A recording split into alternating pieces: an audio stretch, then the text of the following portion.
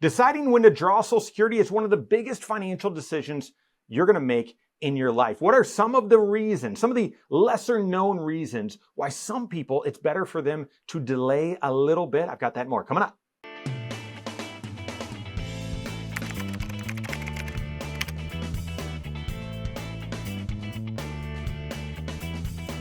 By far, the most common time when people start their Social Security is age 62. And I think this probably gets overstated because there's likely a lot of people that finish their career in their late 50s or early 60s. Maybe they had the means to retire early. Maybe they stopped to help a family member or their own health reasons. And they were just waiting until age 62. So that's the most common age people start their Social Security. But let's just set that aside. The second most common age beyond that is immediately after they retire. Immediately. And they've looked at it and they're like, nope, I'm drawing as soon as I possibly can, as soon as it makes sense. So they work, and then as soon as they retire, they're turning on Social Security. For many, many people, that might be the absolute best time. That's the appropriate time to begin your Social Security. But I want that to be a planning decision, something that you've thought about and worked through for your unique and specific financial situation, as opposed to, nah, it's just an emotional decision. I just want to start drawing. I just want to start right away. And I get the reasons why you don't want to delay. I've been paying into it my entire life, and I'm not promised tomorrow I'm going to turn it on. I don't trust the government, and they might get rid of Social Security. It's not promised tomorrow either. I'm going to start it. Or I don't want to draw down my own money. I want to start my Social Security so that I don't have to draw out as much from my own hard-earned savings. I get all of those reasons. And you might have thought through this and even talked to a financial professional before, and the best that they can throw at, a rebuttal to any of those three reasons is, well, delaying it's going to grow 8%, whereas 8% typically doesn't make a lot of sense when you're trying to answer those three. It doesn't go very far in addressing those three major concerns. Well, the 8%, yeah, that is a reason. It's not the only reason. Oftentimes, when you look at your specific situation, there could be some other reasons hidden beneath the surface why it may make sense for you to delay, even just a couple of months or maybe a couple of years, that when taken as in totality, like along with that 8% growth, and you stack a few of these other reasons why it may make sense for you, specifically for your situation, to delay. And then you might say, you know what? It actually does make sense to do so.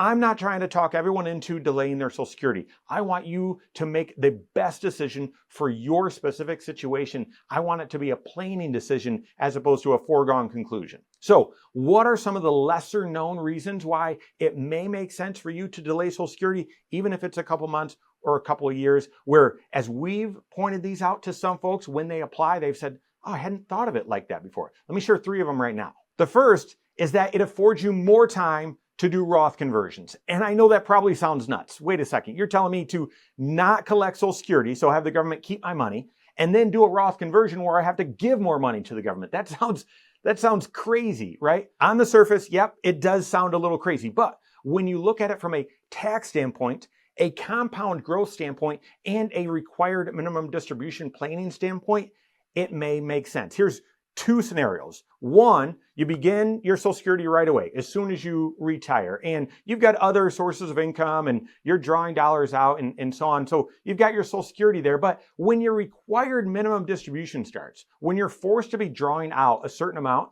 at least a minimum amount out of your pre-tax retirement accounts, it pushes you to pay the maximum amount of tax on your Social Security. That 85% of your Social Security is taxable. And because it's connected, it's caused from your required minimum distribution that is required every single year for the rest of your life, you're going to be in a situation where you have to pay the maximum amount of tax on your Social Security for the rest of your life. Instead, scenario two is you delay drawing your Social Security a little bit. So you really don't have a lot of income because you're drawing income, you're meeting your retirement needs from other assets that you have saved up, maybe in your retirement portfolio, but not in a pre-tax retirement account. So you've got a few years where your taxable income is very, very, very low. And since you haven't drawn Social Security, you don't have that added on your tax return. Instead, what you do is you do a few years, 3 years, 4 years of Roth conversions, and that significantly pushes a lot of your wealth to be growing on the tax-free side of your retirement. And therefore, when you turn on Social Security and then when you hit required minimum distribution age, your required minimum distribution is so low that it causes very little of your Social Security to be taxable for the rest of your life, because you've got so much of your wealth growing tax-free. Even when you draw it out of that Roth IRA, it doesn't impact the taxation on your Social Security. Might not seem possible. We've done it. We've done that planning work with lots of folks. It could be applied to your situation as well. Second uncommon reason why it may make sense in your unique situation to delay Social Security even for just a couple of years is maybe you've inherited an IRA from your folks or from someone that's not your spouse, and you are forced to draw that IRA out over 10 years. Forced to take a required minimum distribution every year, but also forced to liquidate that entire account over 10 years. If that's the case, then it may make sense because you've got this forced income, this forced withdrawal. You might say, well, that's covering my income need.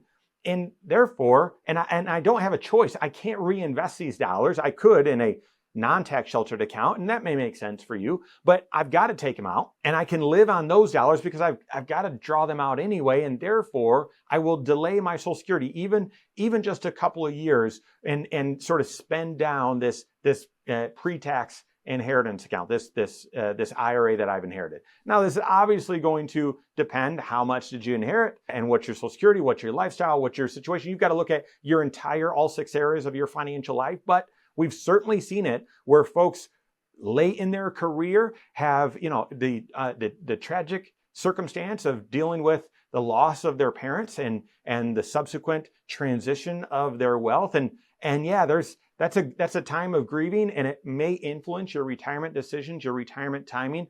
It may just influence the timing at which you should draw Social Security. So work with your CFP on that. And then a final uncommon reason why you may want to delay Social Security. Just had this recently with a client that I met with. Part of their retirement was they sold a business. And when they sold that business, sometimes people receive a big check and that's it. And they, don't let the door hit you.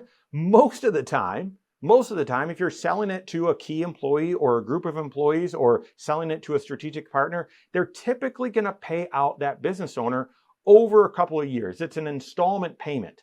And not like the 10-year rule with an inherited IRA, although it's possible. Most of the time, it's not a payment over 10 years or a long period of time that you can rely upon for income reasons. No, typically it's 3 years or 5 years where the business, the individual selling the business is going to have this significant monthly income that is going to be certainly enough to meet their lifestyle needs, but it's going to be there for 3 years or 4 years or 5 years, and then it's going to drop off a cliff. And from a planning standpoint, you need to figure out, all right, well, how are we going to replace that income as soon as it drops off? It's going to be very steady and a significant amount for the first few years of retirement, and then it's going to be nothing. How do we build that income stream and that income plan and replace such a high amount of income? Well, delaying Social Security might not, it certainly probably won't replace all of it, but that little bit of growth allows you to replace more of it than you otherwise would. Plus the delayed growth of your investment accounts and so on, you can build out that income plan to seamlessly transition